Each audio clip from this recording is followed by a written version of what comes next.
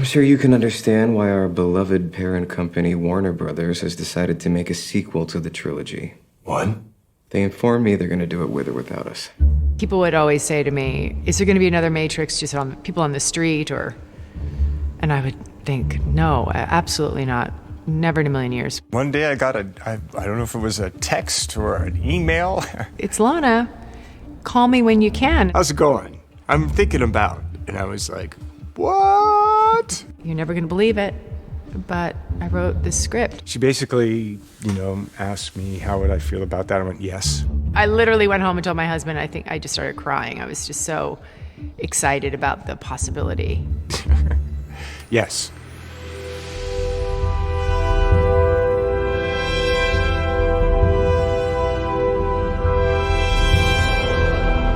After all these years, to be going back to where it all started. Back to the Matrix. I never wanted to go back into the trilogy. I thought when it was done, and it was like so nice. Why would you ever touch it? And then personal things happened. I lost my parents. And all my life struggling with gender and complicatedness of being a transgendered person in this society that is so hard on transgendered people, I use stories and imagination as a way to soothe myself and a way to live in the world that felt more comfortable. Books, fantasy was always super important to me through my whole life. And in the grief that I was experiencing with my parents dying, my brain one night just resurrected Neo and Trinity, and it was instantly soothing. It's just like the way art is. It can really soothe us in times of pain. And then what was interesting was that my brain wanted to have them alive, but it wanted to do it in a way that was clever. And to make it somewhat more synonymous with my own life in the way that Warner Brothers has been trying to get Lily and I to make a Matrix sequel for years and years and years and years, and we kept saying no, no, no, not interested, not interested, not interested. And then suddenly that became a part of the story. And then the realness of that inside the fakeness of the Matrix, that became exciting. Lana, Sasha and I assembled around a table, and Lana brought quite a lot of ideas. I started writing plot points on cards, just laying the cards on the table. And for about a week or so, began to get the itch to turn these cards into scenes. I would say, I'll take card from this card to this card and I'll write this. We bring our scenes back, we read through them. Lana fits them into the larger schema of the film. Some scenes are 7 pages. There should be 1. Some of them are even longer, some of them are shortest. Ideas we thought in the early days might be really strong, but just don't belong in the movie. Or they mutate into other ideas, or we get a great scene in Act 3 that's gorgeous and has to be there, but this will negate or require changes earlier on in the film. So we work like that. The idea would pass through everyone, just move within this imaginary space, which we started somehow calling the pit, and then quickly a kind of terminology developed related to that. Like, people start saying, let me throw it into the pit, right? Let's spin it in the pit, and so on. We just found it useful to avoid the adjective you. Once you start talking about your idea, or what you said, or what you think, that's just it's potentially sometimes the beginning of disharmony. Because there's this energy that comes from this joining of the minds. It's not the sum, it's this energy that is created, and a sense of thinking with other people's minds. We start writing, and we have this whole idea, and then suddenly energy just happens, and it starts evolving and changing, and things that you couldn't have imagined suddenly become possible only if you let go of all of the old ideas. Is this old Matrix code? We wanted elements from the trilogy back, but why do the same story? And why just do one more in a row? It's not a 4th rectangle in a series of rectangles, but rather it's a rectangle that encompasses all previous rectangles. Freeze! Do not move! We will shoot! You come into the movie into the modal. It's essentially a run-through of our first encounter with the Matrix world. That was Lana's idea. When she came to us, this is the scene that she had in mind. It would start as a video game, and it would be kind of replicate the opening of the trilogy. The modal in the film is a program that has been written by Thomas Anderson in the present day. It's based on his big hit, The Matrix trilogy of games, and we enter this modal with a curious young captain called Bugs, who has detected something that looks a little bit like the code from the beginning of the Neo story, which for them in the future is this mythical, legendary, quasi-messianic story. We know the story. This is how it all began. It's kind of self-referential, or it's self-referencing, but there's something different about it too. No. You know, this idea of memory, fiction. And when does memory become a fiction, and does it matter? So what's it like being a world-famous game designer? Must be amazing. A lot of hours. Sometimes it is amazing. Most times, I don't know. But you made the Matrix. Even I've heard of that. Yeah, we kept some kids entertained. So worth it? I mean, I love the fact that Neo is now living in a world where the Matrix is known and is a thing, because that is our world. The Matrix is known and is a thing. The packet in front of you has our focus group research. Inside, you'll find the breakdown, including key word association with the brand. The top two being originality and fresh. There's this whole sequence where they're making the game of Matrix 4, so it's the idea and pressure of making a fourth Matrix in the script of the fourth Matrix. It's so meta. Matrix is mind-born. Philosophy in shiny, tight PVC. Yeah, ideas are the new sexy. This is me writing my experience of the last 20 years of everybody telling me what the Matrix means. Obviously, the Matrix is about Transpolitics. Crypto-fascism. It's a metaphor. Of capitalist exploitation. bullet time. And I wanted to mock them. But I also want to suggest the magic of art, that it has all of these meanings, and all of those meanings are true.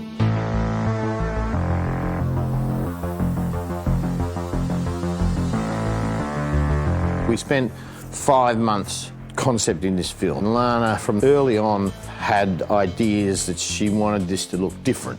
Similar to The Matrix, but not The Matrix. You've got to remember that the basis of our story is that the first 3 films were games and not films. And so consequently, the look of a game could be different to the look of reality, and we're in reality. And although we have an essence of the Matrix, we're actually living in a real world. Although it's not the real world, it's the Matrix. The art department, they were possibly the only department that didn't bring the legacy and the burden of it's the Matrix. Yeah, right. Even though they were like the most precise about what we had done. And so they were, in some ways, the keeper of the old ways more than anybody else, but it was never precious. Lana likes the idea of the red in the core, right? Yeah. But to keep the light off the back, we'll put some cables in front of that to make a little barrier between Seg's chair and the core. Well, obviously we didn't want to lose the essence of the Matrix. However, the tonal colors are not quite as strong as they were originally in the Matrix. The first film was particular in the color contrast between the Matrix and the real world, whereas in our film it's far softer. There's not so much separation between the two worlds. Lana has freed up the Matrix world in that it's not just green anymore. This time we've put a lot more color. Am I crazy? We don't use that word in here. Beautiful take, beautiful. You got it? Unstoppable. One of the things that has been most interesting to me in this entire process is watching Lana's cinematic evolution. To see things going from very static and intentionally lit, everything being very much like a graphic novel, to what she does now, which seems to be following instinct more and being able to move so fluidly. When I talked to Lana about her process, of making this film, she talked about being very, very strict in her first film. Knowing exactly every single shot that she was going to do before it was done, being very methodical, very meticulous about each and every frame of the movie. There would be questions sometimes to them of like, well, how many SFX squibs do you want and where do you want them in the walls, which is a common question as you plan these things. And they would point to the storyboard and go, 1, 2, 3, 4, 5. And that's where they are. So everything was sort of drawn up. Everything was very, very ordered. Lily and I were very precise directors when we first began. It was a way to kind of feel like you had control over the day, all of the crazy circumstances. You wanted to be prepared and you wanted to know exactly what you were going to go after. And uncertainty in those days was much more complicated for me. I was not out of the closet yet, nor was she. And so uncertainty was something that just gave me so much intense anxiety around that I channeled my artist side into somebody who wanted to control every tiny little detail. Back on Reloaded and Revolutions, we almost never left the studio. Very, very rarely. There was something about the controlled environment of a soundstage with lights that, are fixed and that could be there day in, day out, nothing changes. You don't have to deal with the variability of the weather or the position of the sun. Everything is meticulously planned and there when you need it. In the beginning, I was terrified of the sun because you couldn't control it. It's so unpredictable. You never know what the sun is going to give you. You never know how it's going to bounce, what magic quantum thing it's going to bring to an image.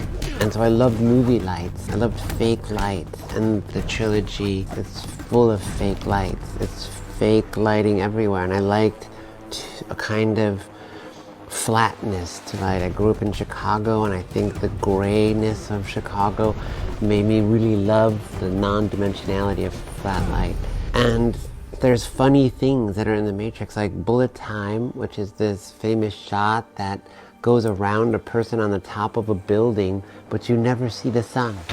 It's like the one angle where you would start to sort of imagine where you would see the sun. The camera goes up, so you look down at the ground, and then it comes back and around. And then I met John Toll, and John Toll is this beautiful artist, and he taught me to love the sun. And loving the sun, that led me into loving uncertainty. And when an actor brings some magic to a moment in the sun, and they all form this thing that you could not possibly imagine, that for me is like the greatest energy and the greatest thrill. So now we have gone from, lighting plans, which, everyone used to pore over for days and days and days. Now the thing you pore over is the sun path map, right? Where's the sun? Where's the sun go? Where's it going to be between 11:15 and 11:18? Waiting for a perfect light window in San Francisco and having the character look out like Smith once did. With Morpheus, like, look at it. Just look how perfect it is, Every time I stand here, I mean, OMG. So stunningly beautiful, the reflections of the sun and the buildings. It's so perfect, it's gotta be fake. And yet that's being presented as artificiality. So that's part of the mind bend now, too. It's like the Matrix is getting closer to home. On the first 3 Matrixes, my experience was the Wachowskis behind a monitor. But she's now an artist who's interested in natural light, who wants to be next to the camera, and who literally connects herself to the camera and becomes this other thing, which I've never seen before.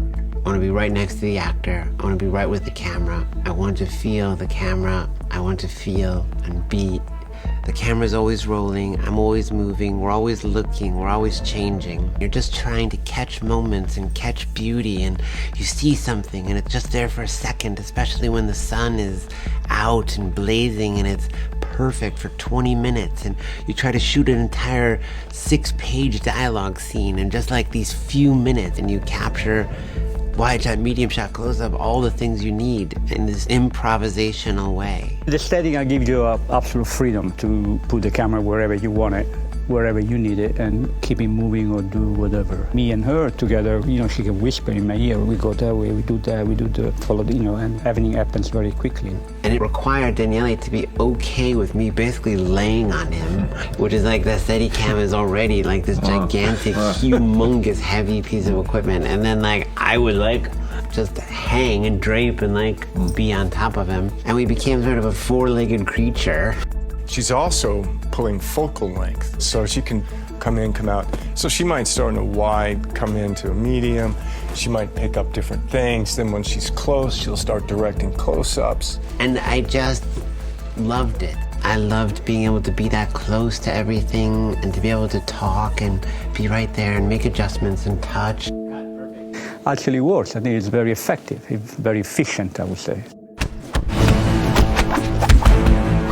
I'm not getting kind of formal idea, plan and shoot, review, is it super perfect? On the first 3 Matrix films, that idea of super perfect for me was born. Because I had the chance to train, prepare, go, and then review.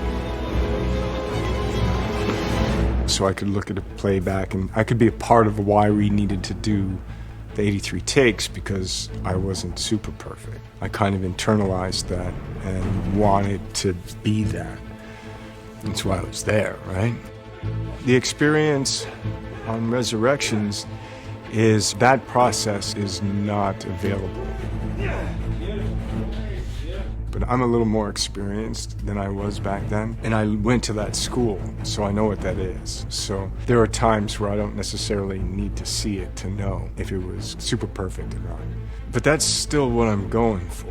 The action to me is expressing the character, and I think it's also part of the fun of the films. But it's definitely different, so it's not prepare, shoot, review. Now it's be ready, in the moment, go. And headlights. Cool. Take a tiny moment to see the headlight, feel the headlight, like, oh shit, you don't know, and then decide. The way that Lana works now is definitely the way that I like to work. It reminds me of being in like acting class and your teacher, the teacher's throwing ideas at you. I love that kind of environment. Thomas? You don't get to rehearse much. You're in it and you're going. That's more.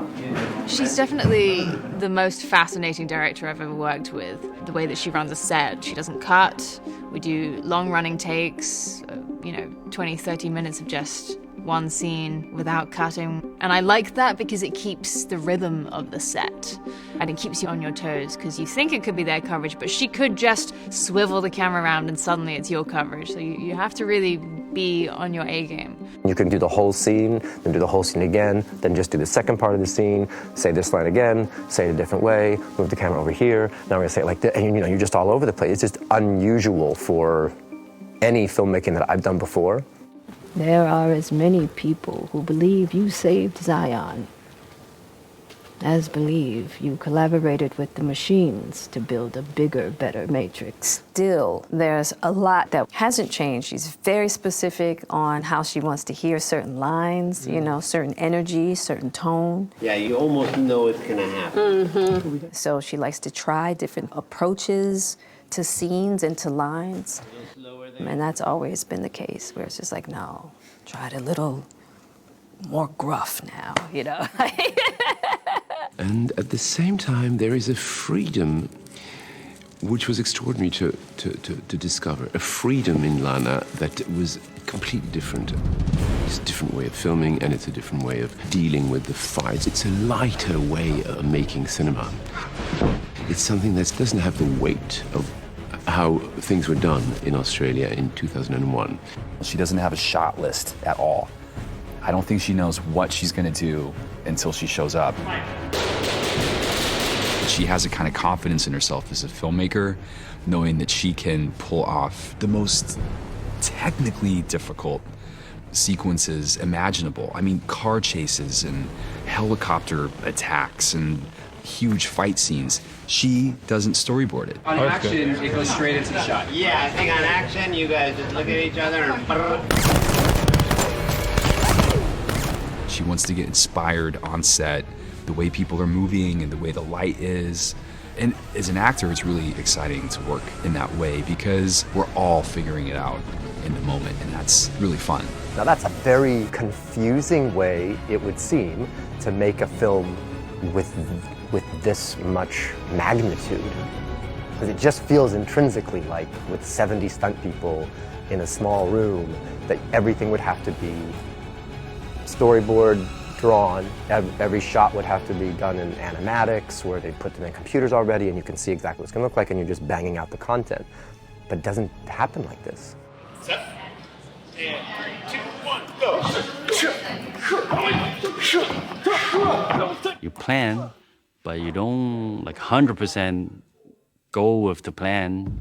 Sometimes you go with the feel. It's kind of hard, difficult for actors because she may change anytime. So you have to be prepared. Ready and action.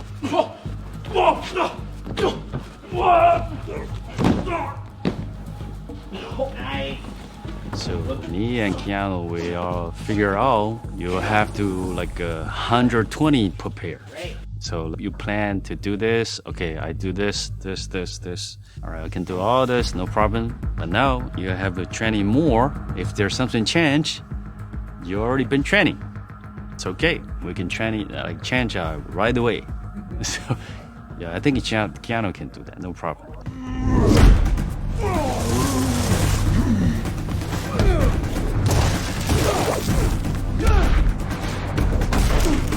It's so cool to see that every fight scene in a movie has a different taste, visual-wise. So every fight scene is 100% different. And that's cool, you don't see that in most movies, because they stick to one dogma. Every fight is a scene, has to mean something. Also, every punch has a meaning. It has to affect you. With Lana, she's like, okay, everything what you're doing has to be a meaning. Yeah. It's not just a punch, it's not just a walk over there. You have to be very aware with everything, because it's coming a note from Lana and then you have to adapt or react. Yes, 100%. Or it will change, like, oh, maybe it makes more sense if Keanu will be on the chair or on the table, and everything changed.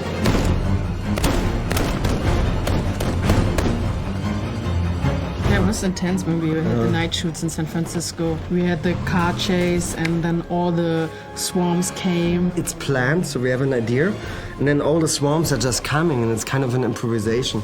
And that's what I learned from Lana, and what I also love about her is that she starts seeing things in the moment, in the process, and then she is saying always the phrase, yeah, what we learned from that. Okay, cool. So and then we go further, and this kind of work style and flow is harsh sometimes for people because you get kicked out of your comfort zone. But this is what I like.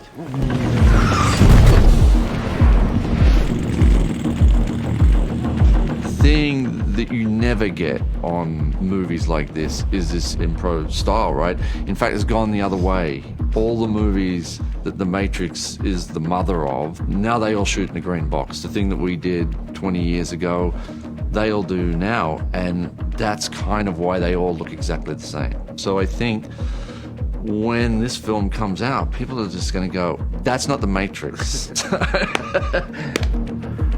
I couldn't have done it any other way when I was that young. Lily and I couldn't have made it any other way. But now I know so much about every single aspect of filmmaking. I can improvise in a way that allowed us to shoot this wild, crazy chase with 1,000 extras that Warner Brothers was like out of their minds. It's, you know, you can't do this, it'll never do it, you'll never be able to do this, you can't do this, you can't do this. And we just said, you know, we don't do it like that anymore. We don't make previs, and we shot it in 6 nights. We literally went away while we were waiting for darkness to fall, and we went to a restaurant and we said, well, they're all back there wondering what we're going to do, so why don't we map it out? So we had a napkin in the restaurant. It's like a joke. It was like a joke. You know, and we drew the cars and the helicopters, and then we went back to them, and there we go. Here it is. This is what we're doing tonight.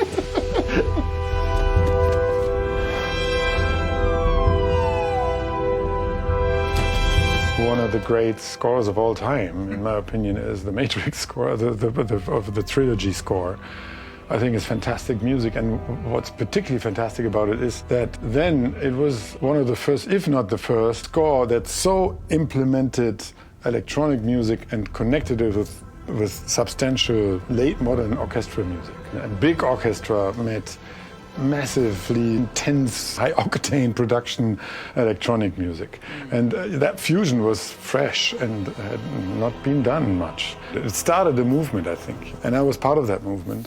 So now it is about paying tribute to it and yet free it a bit from its patterns, because it was made for that film that had a different stylistic frame, you know, a very solid frame, while this one has more of a fluid frame, you know. It's like, seems like open in every kind of direction, which needs to be represented in the music, of course. It was really nice. Can we jump to the next 1:30 to the other section?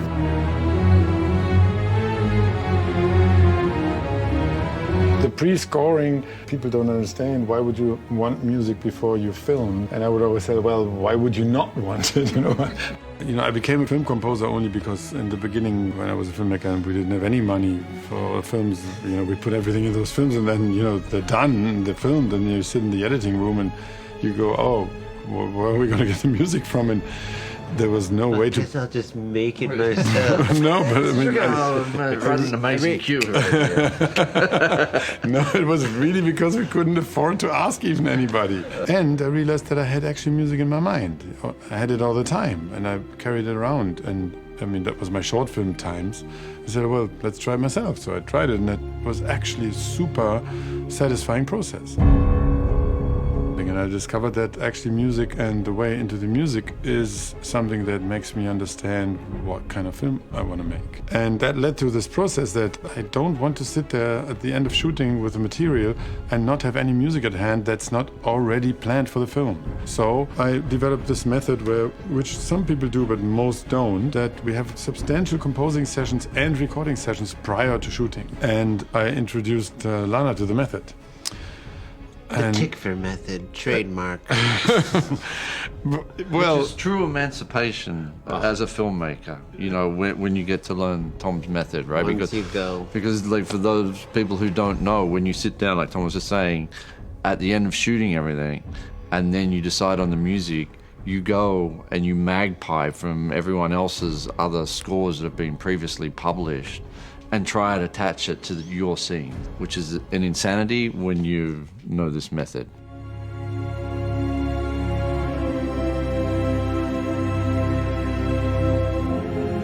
When the editor sits down in editorial, they work with music that has been conceptually conceived for this project, which doesn't mean it's done, you know, it's not final, but he doesn't take elements from anything else. We have a big pool of directions we can go with this material.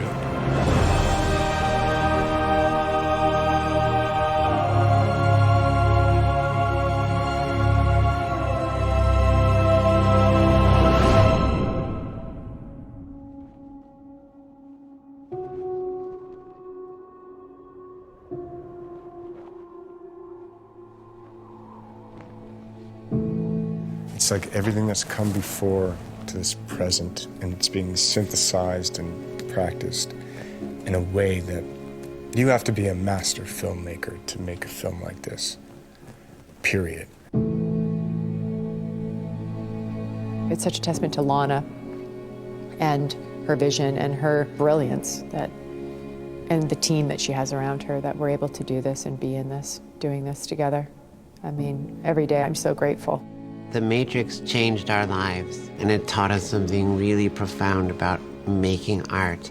Making art is transformational. If you bring your heart and everything in it, it changes you. And so we wanted to come back at the end and have this sort of testament to what we've learned.